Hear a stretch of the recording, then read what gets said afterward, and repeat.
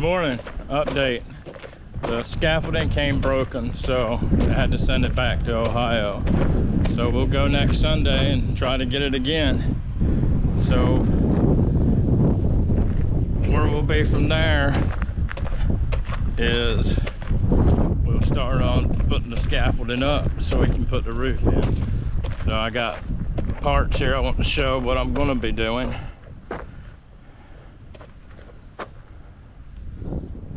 First thing that's going to happen is that 2-3 rafters right there, the whole thing is going to be cut clear out to the roof, all that put in the box and redone, all resheathed, and then metal roofing goes over top of that.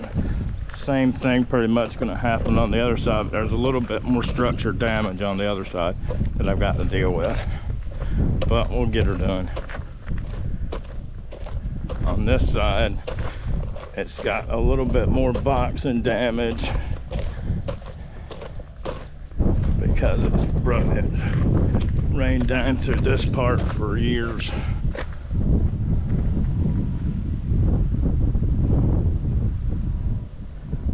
Up in that corner is going to be took clear to the peak, and that whole piece right almost up to the top. This whole third of the side here will be completely replaced here, and that corner back there, of course. Then we've got to deal with the other little middle room. That was the project to do before all this happened. I was so surprised all this happened. It's kind of changed my plans for what I'd planned on doing. I had some the floor in the bathroom to be replaced, and so we got 2 big projects to do this year until hopefully we can get that done by Christmas, and then we can start on some other things that I'd like to be able to do. The pier's got to be redone again. I've not been using it in the last couple of years, but it really needs to be redone. It was amazing the other day going off because people coming up to me and talking to me and wanting to take selfies and stuff. It was amazing. And it's just the outcry from people around. It's an unbelievable outreach all over the world. I can't thank y'all enough. And I'll keep y'all updated. Next Sunday we're going to do a travel video of how to get to Salisbury to get this thing and what it takes to do to get there and all. So I got a couple more things I'm going to add to this video, some artifacts and some things that my grandparents used to own and stuff like that. I want to show you in there, and some of the things, some of the artifacts and the tools that the Indians used to use. So okay, thank you. I'll be keeping up with it as much as possible. Let's hope this new rig works. This is brand new to me. I don't know much about it, but it seemed to work last night. So if you see this tomorrow, it worked. Okay, take her easy. Thank you.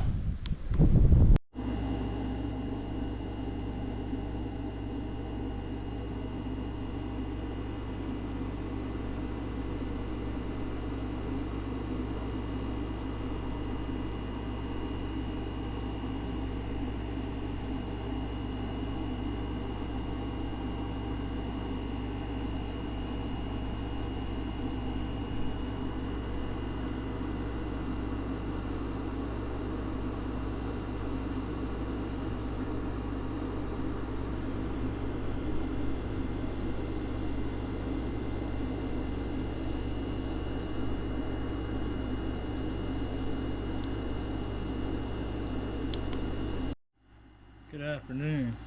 I thought I'd show you some of the artifacts I find over the years, and right now I want to stop and say I'm going to reach out to the family that lost a loved one this week. A fellow waterman fell overboard and he drowned it, unfortunately, and I thought I'd go ahead and buy a life jacket, automatic life jacket, so if we have to walk outside the crab pots that we could maybe survive. The kind of gear we wear will pull you under real quick.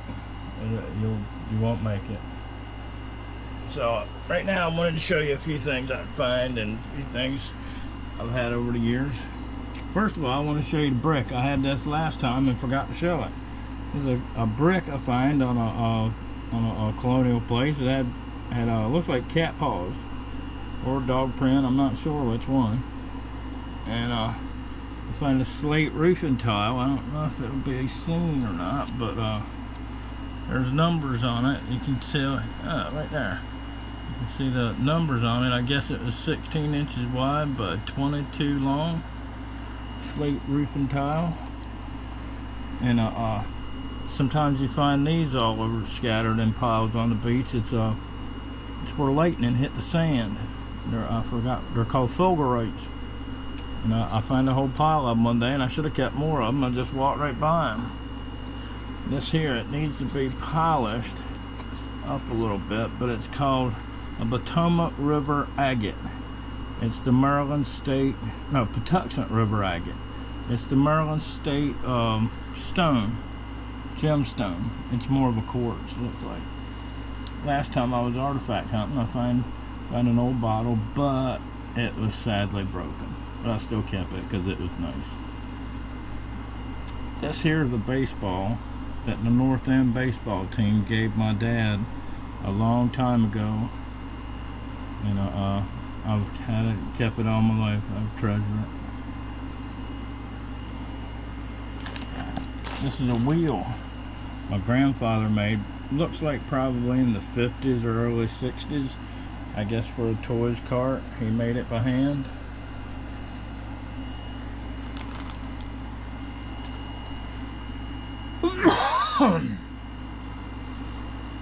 This here is a dip net bag that Captain Dan was making a little while before he died, and he still got the needle still in. I leave the needle right in it where he left off.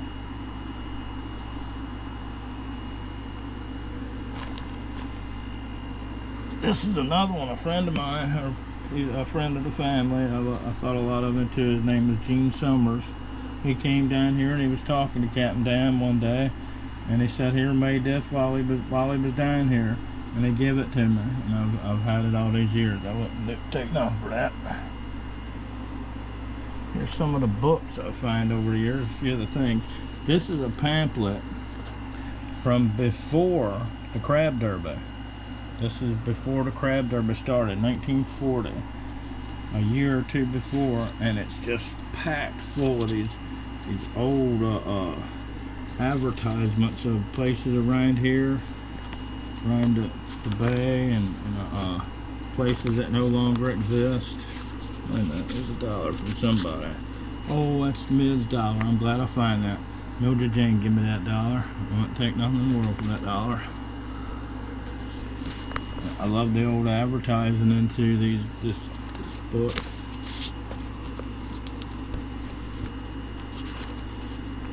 It's got like, there's a lot of Crisfield and in different places all over the bay.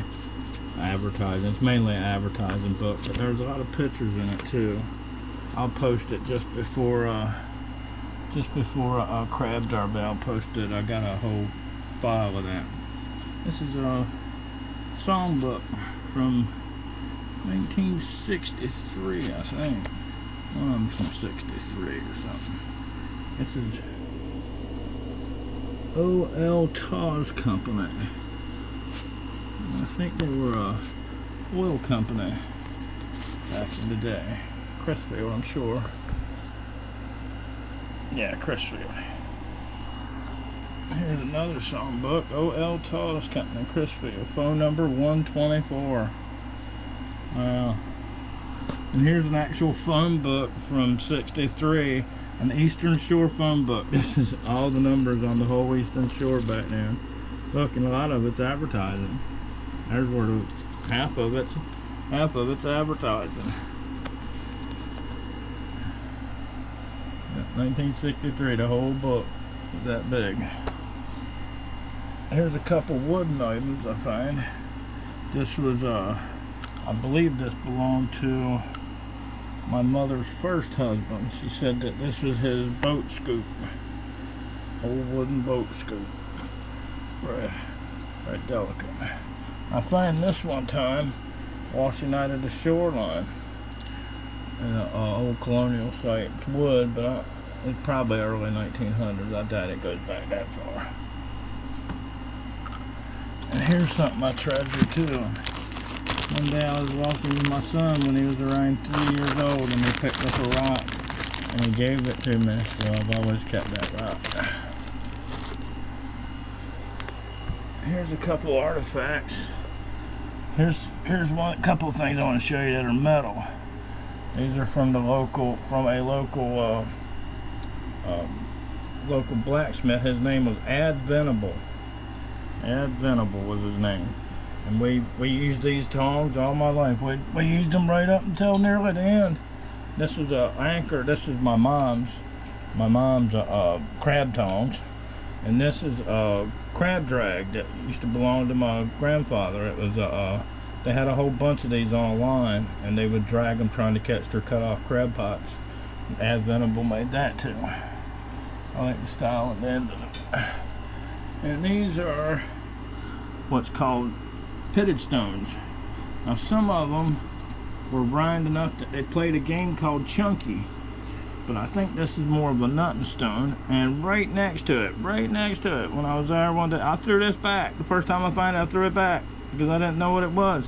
And I went back and I picked it back up later, and this was sitting almost identical right next to it.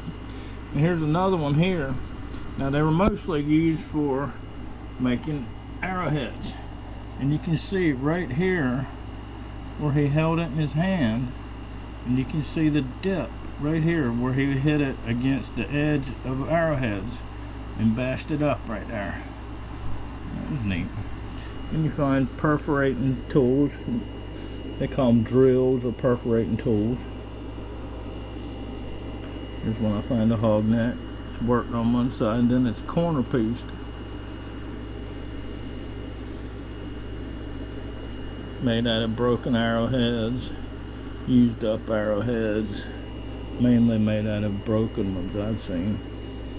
And this is some Indian pottery. Sometimes when they had a crack in it, they would drill a hole in it and lace it together. Sometimes you find 2 or 3 holes in one piece where they laced it back together. Here's a piece of a large pot. If you can see the curve on that, it's very shallow. So this pot was huge at one time. This is the lip of it. You can see the lip marks around it, but look at the curve on that. That pot must have been absolutely huge. Here's another one with some different design on it. Unusual design.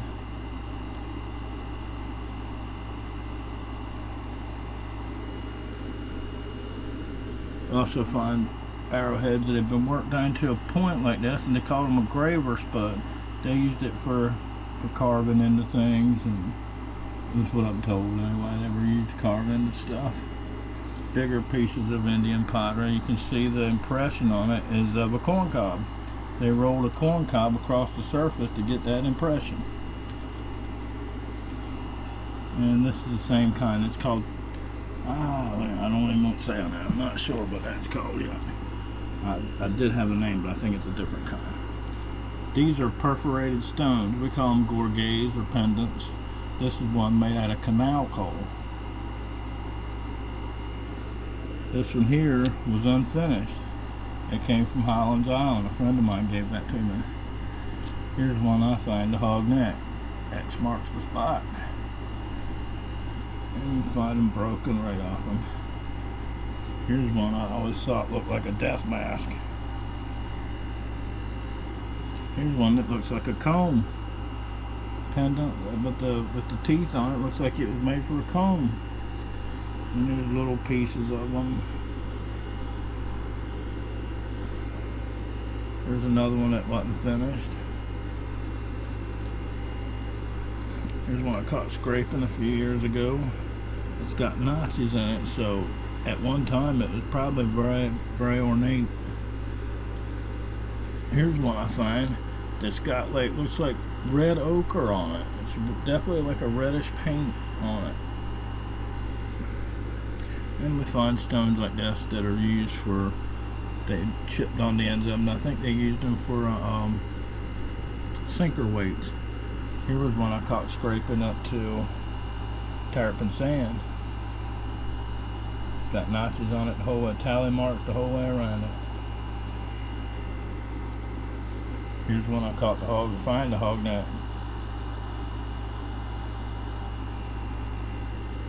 And here's one I find the long branch.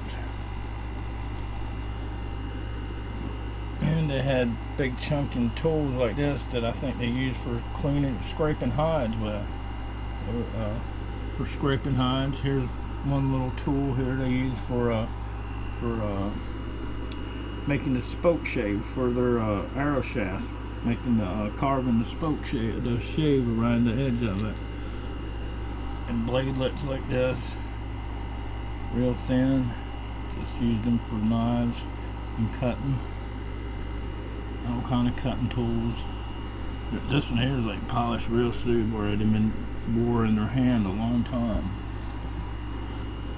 Here's a couple bone pieces. The only two bone pieces. My video got cut off. What I was going to say is these are the only two pieces of bone that I find that I can say are Native American.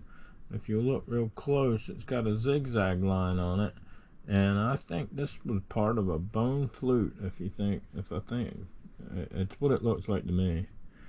And this here is a bone spear point. They're made out of deer antler, I think. That's what the book said. And that was all I wanted to show you, but it got cut off, and I didn't like the end of it that way. So just wanted to show you a few things, and I'll keep you informed. I got some more things I want to film, and I'll be coming out with something by the end of the week if this works. Okay, thank you. See y'all later. Bye.